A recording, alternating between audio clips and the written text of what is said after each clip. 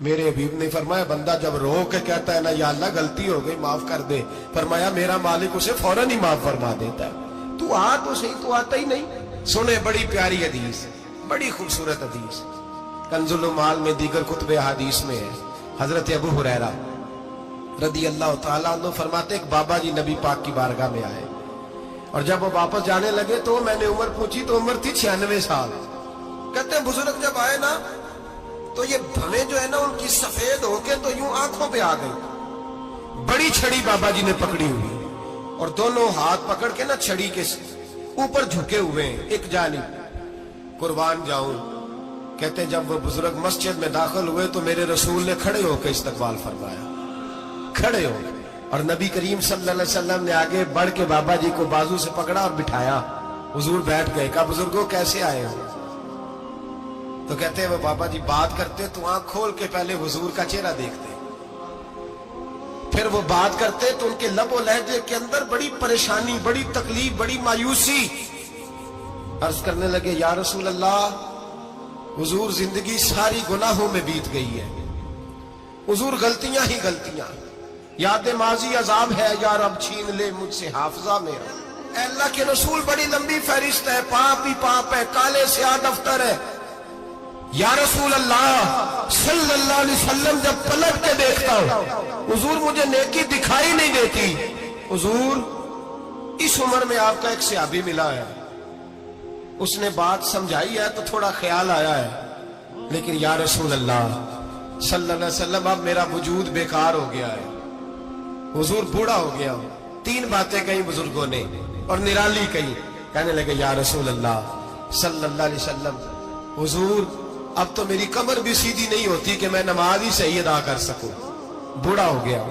یا رسول اللہ صلی اللہ علیہ وسلم اب میرے اندر طاقت نہیں کہ میں محنت مزدوری کر کے صدقے اور خیرات دے سکوں۔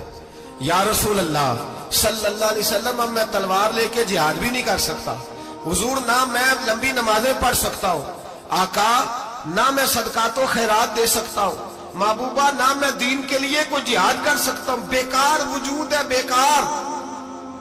بیکار وجود کو تو گھر والے برداشت نہیں کرتے، بچے دعا کرتے ہیں یا اللہ ابا جی کو پردہ دے دے، اماں کو پردہ دے دے، بیکار ہو گیا ہوں، اور آج آیا ہوں تو مجھ بیکار کو میرا رب قبول کر لے گا؟ آج کلمہ پڑھوں تو بیکار ہوں، کسی کام کا نہیں، نہ نماز نہ صدقات نہ جہاد، قبول کر لے گا؟ حضرت ابو ہریرہ فرماتے ہیں جیسے برسات میں بارش کی جھڑی لگتی ہے، یوں مصطفیٰ کی آنکھوں سے جھڑی لگ گئی، حضور کھل کے روئے، کھل کے۔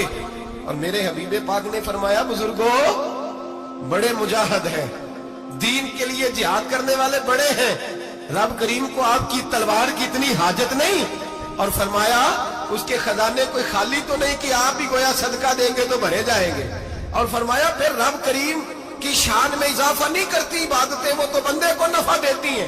میں بزرگوں نہ آپ جہاد کریں، نہ آپ صدقات دیں، لا لمبی نمازیں پڑھیں، آپ صدق دل سے آ جائیں، اللہ کے رسول کا وعدہ ہے رب آپ کو بغیر حساب کتاب جنت عطا فرما دے گا۔ آنا تو شرط ہے کہ نہیں؟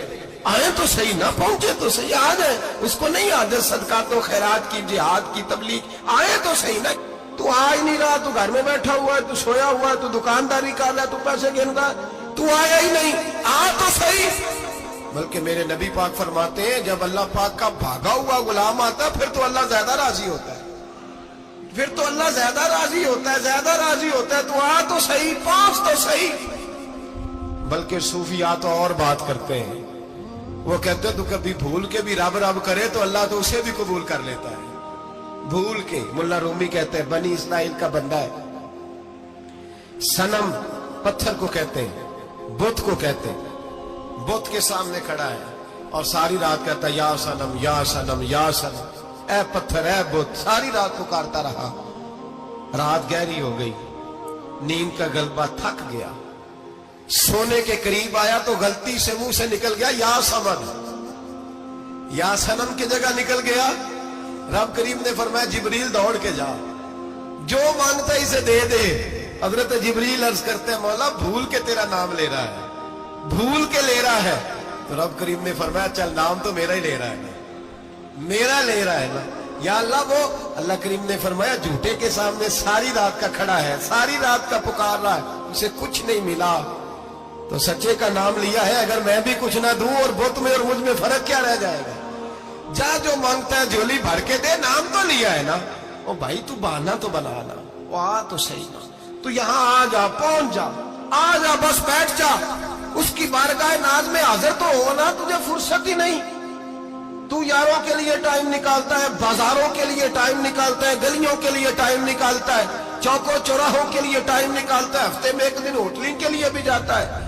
لیکن کبھی چھپ کے 2 نفلوں کی تجھے توفیق نہیں ہوتی. اور میں کئی دفعہ کہہ چکا ہوں, جس بندے کو بغیر عبادت کے رزق زیادہ ملنے لگ جائے اس پر آزمائش ہوتی ہے رب کریم کی.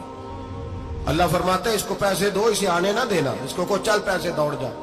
لوگ سمجھتے ہیں میں بڑا ذہین و عقل مند ہوں, دیکھو میں اپنی ہوشیاری سے, چلاکی سے آگے نکل گیا. تو آزمائش ہے, یہ تو آزمائش ہے رب کریم کی طرف سے, یہ تو اس کی خفیہ تدبیر ہے. میرے بھائی اس کی بارگاہ ناز تک جو آ گیا, آنا تو ہماری ذمہ داری ہے کہ نہیں, پھر اس کی رحمت آگے بڑھ کے استقبال کر لیتی ہے. اور خدا کی رحمت کتنی زیادہ ہے. میرے حبیب کریم سید عالم صلی اللہ علیہ وسلم نے فرمایا اللہ نے اپنی رحمت کے 100 حصے کیے. حضور فرماتے ہیں 1 حصہ اللہ نے دنیا میں نازل کیا ہے. کتنا؟ 1 حصہ. فرمایا یہ جو ماں بیٹے سے پیار کرتی ہے, باپ بیٹے کے لیے مزدوری کرتا ہے, یہ جو بہن بھائی کے لیے روتی ہے, یہ جو بیوی شوہر کے لیے دعا مانگتی ہے, یہ جو بچے ماں باپ سے پیار کرتے ہیں, فرمایا یہ اس ایک رحمت کا نتیجہ ہے, ایک رحمت کا نتیجہ. تو صحابہ کہنے لگے یا رسول اللہ وہ 99 کدھر ہیں؟ نبی پاک نے فرمایا رب کریم نے سنبھالی ہوئی ہے, قیامت کے دن تمہیں عطا فرمائے.